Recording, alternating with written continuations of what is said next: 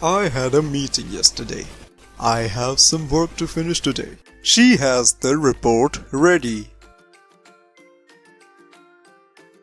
Dad, I heard you use had, have, and has in your sentences just now. Why did you use them differently? Good question, Akshat. Has, have, had are used to show that something belongs to or belonged to someone or some other thing. When do we use has? We use the verb has to talk about one person, animal, place, or thing.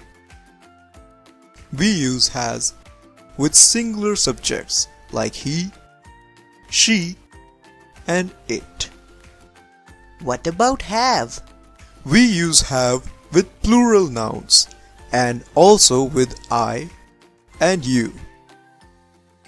For example, I have some work to finish today. Oh, I got it. Now, let's talk about had. Had is the past form of has or have. It is used for past tense.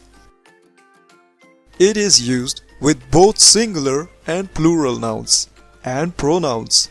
For example, I had a meeting yesterday.